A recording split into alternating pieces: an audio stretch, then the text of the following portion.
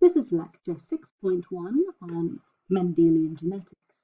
In this lecture, you are going to learn how to contrast between dominant alleles and recessive alleles. You will define and identify genotypes and phenotypes. You'll be able to describe how Punnett square can be used to predict the results of a genetic cross, and describe how a pedigree can be used to determine the mode of inheritance of a genetic trait. And you'll also explain the use of test crosses in identifying unknown genotypes. Heredity is the passing on of traits from parents to their offspring. So when you have a child, they will inherit characteristics from you.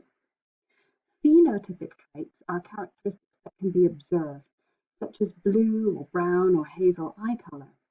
You could also have characteristics that can be observed indirectly, such as a phenotype associated with blood type, like blood type O or AB. The study of heredity in biology is called genetics. Traits are inherited by passing on pieces of DNA called genes. A gene is a piece of DNA that codes for a particular protein. Different versions of a gene are called alleles, and they can make proteins that are very similar to each other but have some differences. For example, you can make a protein that can look brown or blue. Humans and many other organisms are diploid, which means that in cells that start G1, they have two copies of each gene, one copy inherited from the mother and one from the father. The name that we use for copies of the same allele for the same gene is homozygous.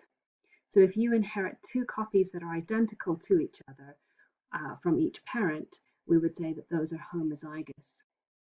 If you inherit two alleles that are different, we would refer to that as a heterozygous condition.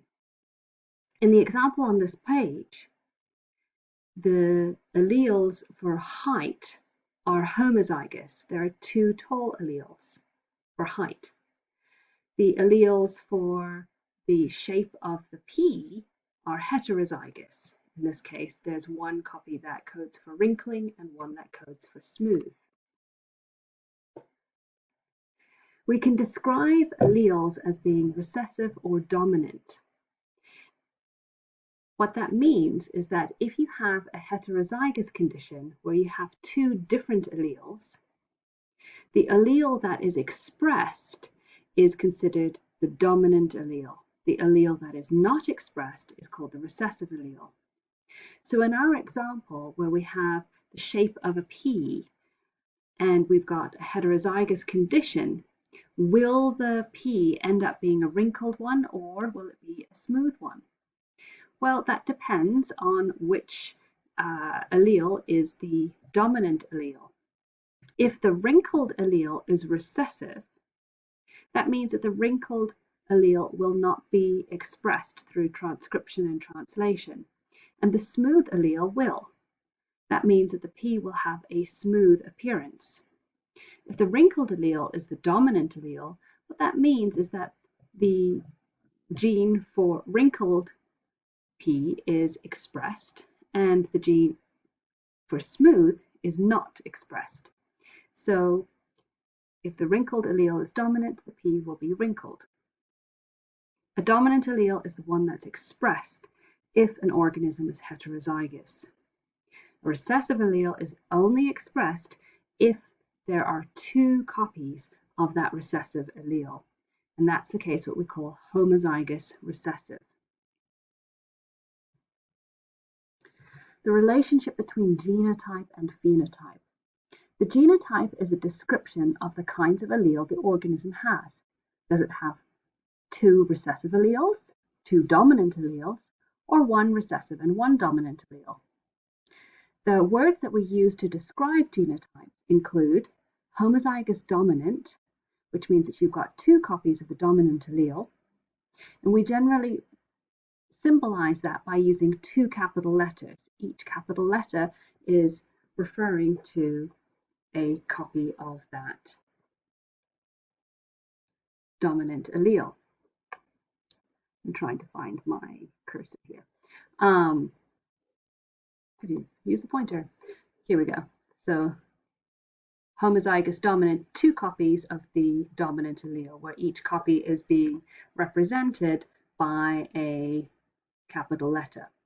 Heterozygous means that you've got one copy of the dominant allele, big A, and one copy of the recessive allele, little a.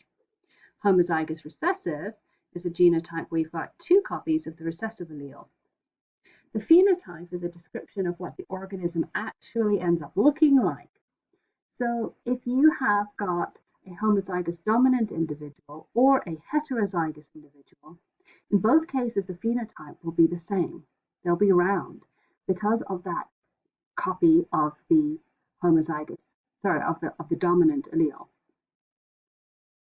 In the case where you've got a homozygous recessive individual, it's going to be wrinkled because it has two copies of that recessive allele.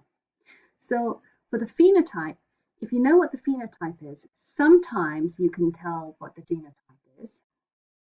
That's the case if you have the recessive phenotype, which is wrinkled. But in some cases, with the phenotype, you cannot tell what the genotype is. Where you have a dominant phenotype, you may have one of two options for your genotype. And that's something important to remember for later in the activities. A Punnett square is a diagram that is used to predict the genotypes of the offspring with a particular cross or breeding experiment.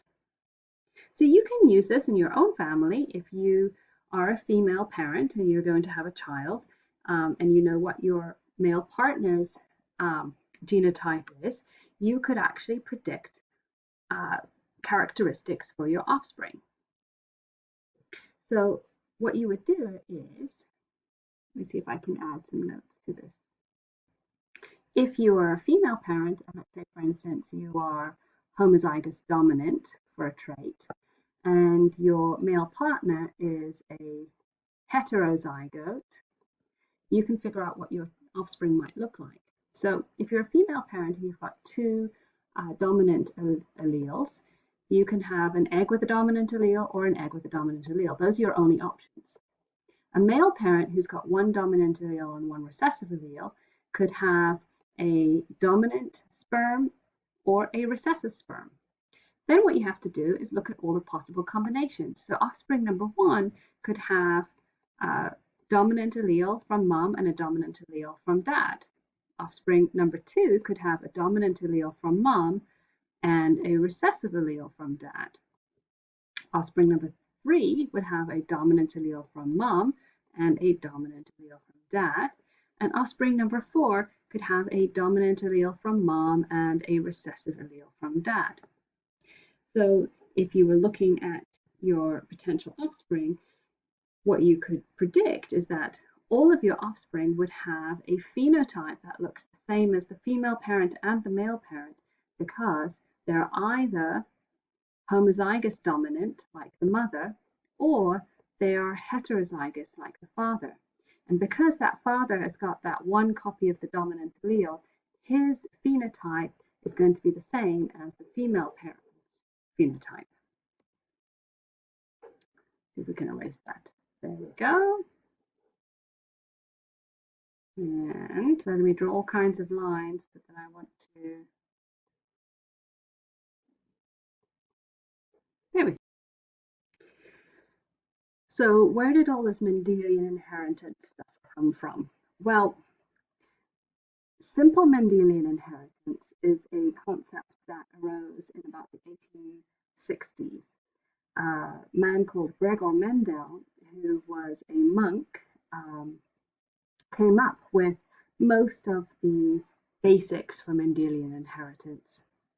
He worked with pea plants, which was quite lucky for him because they have a really simple mode of inheritance. And he was able to establish some of the basic rules of heredity. We refer to those as the laws of Mendelian inheritance. And he was not fully aware of the processes of mitosis and meiosis, which you are. And it turns out that mitosis and meiosis are primarily the mechanisms that are responsible for the Mendelian inheritance laws. There is more to inheritance than Mendelian inheritance, and we'll cover that in the next lecture. But let's go over his classic experiment.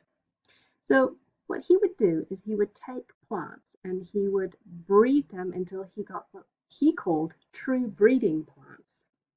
So a true breeding plant is a plant that is homozygous for an allele.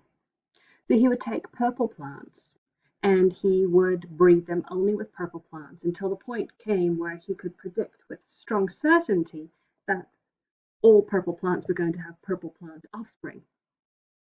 He did the same thing with white flowers. So he only bred white flowers with white flowers until they only produced white flowers. So you can think of them as being homozygous for each of their traits. Then what he would do is he would take this parental generation, the P generation, and cross them. And that's called a monohybrid cross. Mono meaning one trait, and you're hybridizing. So he would take the true breeding plants and he would create what's an F1 generation. And what he noticed is when he did this, that all of the hybrid progeny had just a single phenotype. So in this particular case, they only had purple or violet colored flowers. That none of the crosses between a true breeding violet and a true breeding white had white flowers. So the white flowers disappeared or quote unquote receded.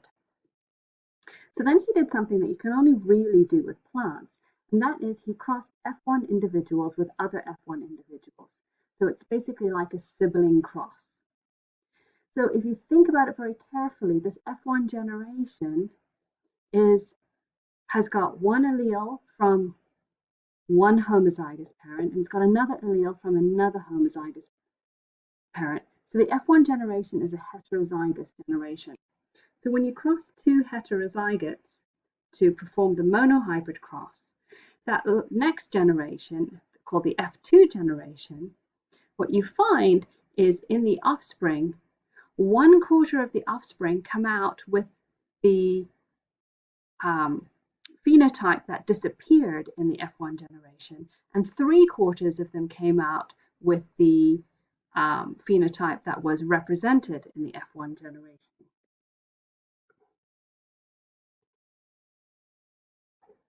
So the true breeding pea plants were homozygous.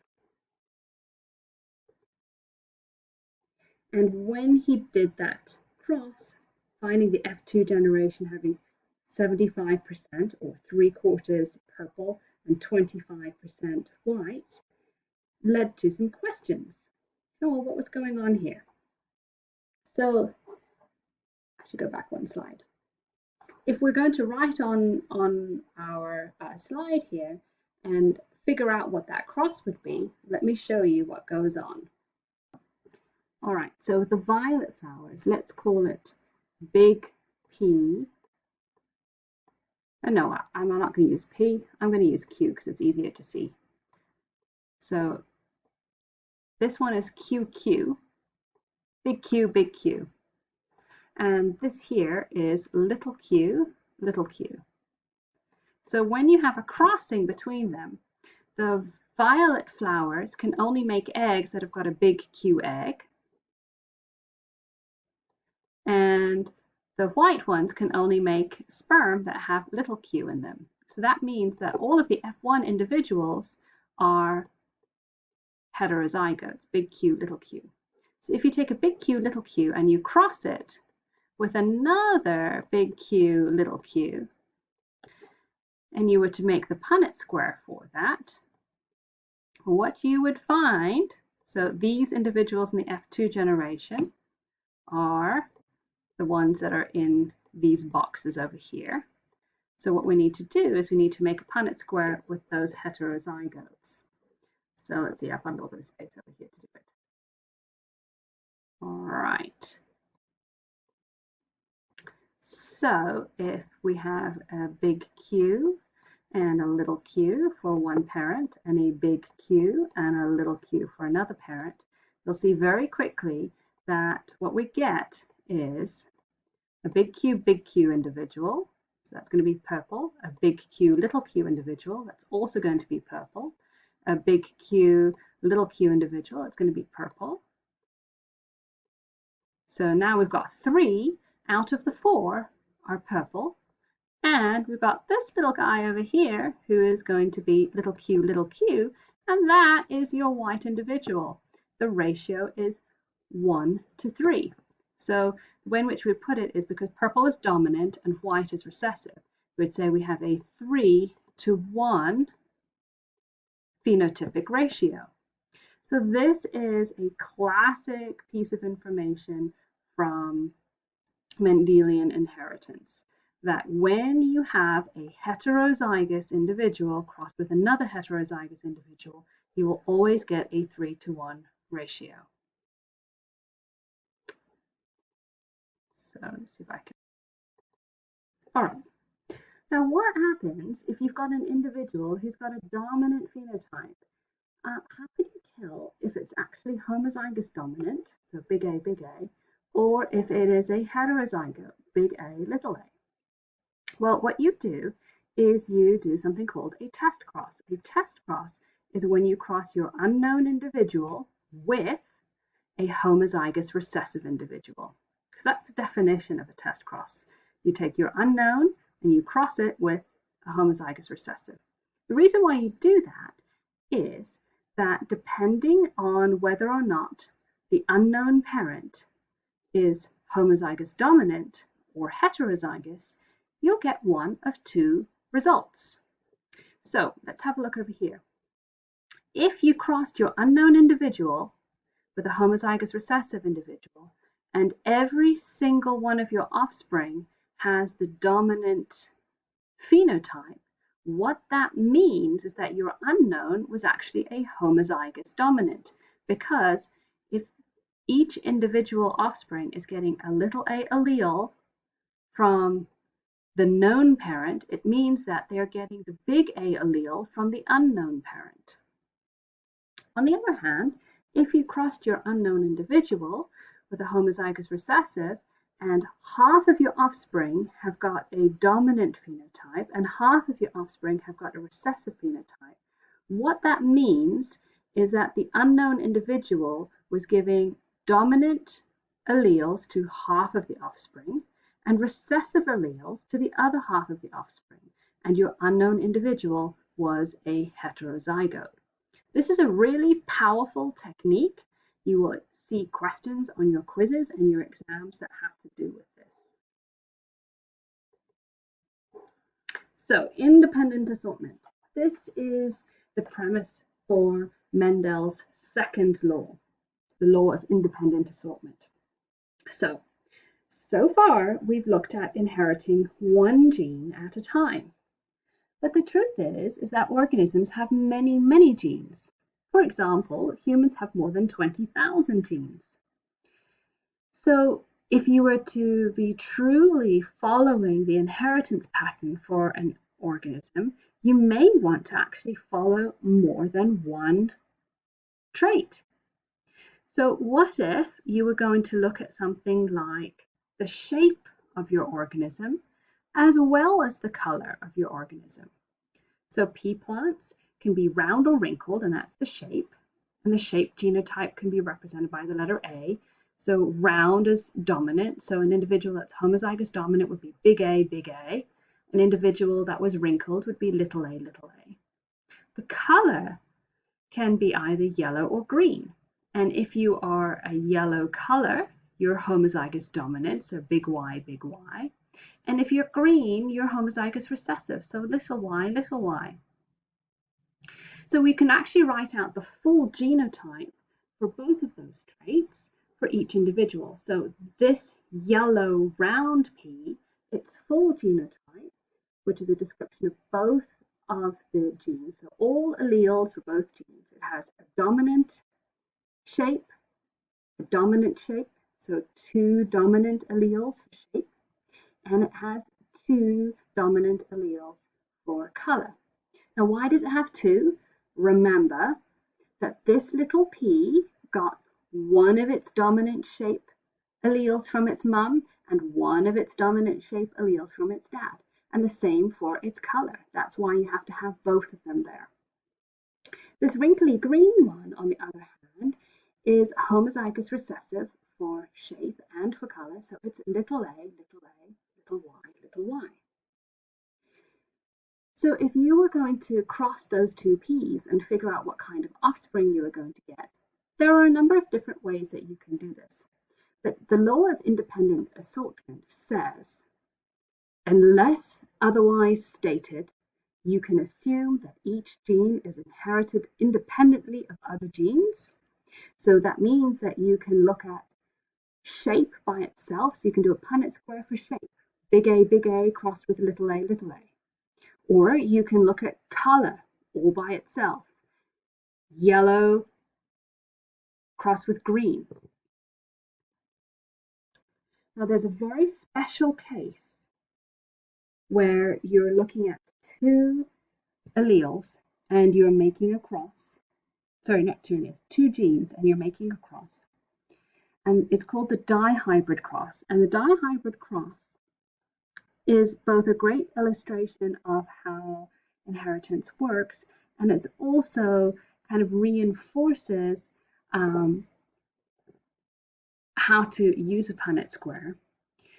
What the dihybrid cross is, if you take 2 individuals, so we have them over here, and each individual is heterozygous for both traits. So what that means is you're a heterozygote for shape and you're a heterozygote for color. And both individuals are identical to each other, okay? So this individual is going to be yellow and it's going to be smooth. So big A, little a, big Y, little y. And its partner is the exact same thing. This is called the dihybrid cross. Now, if you remember, monohybrid cross is looking at a heterozygote crossed with a heterozygote just for one gene, but dihybrid cross is looking for 2 genes. What is special about this is that the offspring of this crossing have an interesting ratio of phenotypes. So if you consider the color and the shape, so if you're dominant for color and you're dominant for shape, so what that would mean is you're yellow and you're smooth, and you say the ratio of this to the ratio to the number of individuals that are dominant for color and recessive for shape, so that would be yellow, wrinkly. And then you look at those that are recessive for color and dominant for shape, so that's going to be green, smooth. And the individuals that are recessive for color and recessive for shape, those are the individuals that are going to be green and wrinkly. The ratio of those numbers comes out to be a 9 to 3 to 3 to 1 phenotype ratio. That's a special number, and it only arises when you get this crossing of an individual that's heterozygous for 2 characteristics crossed with another individual who is identical. This is how it happens. So let's start with this parent, big A, little a, big Y, little y.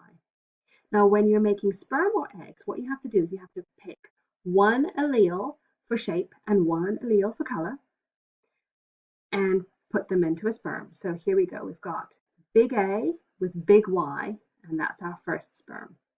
Then the next sperm is going to be a big A with a little y. That's the next one. Then you can have a little a with a big Y, and here we go, or a little a and a little y. You can repeat that process for the other parent. So you have big A, big Y, big A, little y, little a, big Y, and little a, little y. You can start to sound like you are about to sell cows at an auction, especially if you start saying it fast. So then what you do is you figure out, because these are all the possible sperm and here are all the possible eggs, What you then do is you look at what all the possible offspring are. So here's a big A, big A, big Y offspring. And what I've done is I've color coordinated them. So if you're dominant for shape and dominant for color, I've marked you in yellow. So we've got 1, 2, 3, 4, 5, 6, 7, 8, 9 of them. Those that are dominant for shape and recessive, dominant for color and recessive for shape are the ones that have got at least one big A and 2 little y's, and we've got 3 of those. And those are color coordinated in blue, so here they go. Then we have those that are recessive for shape and recessive for color and dominant for shape.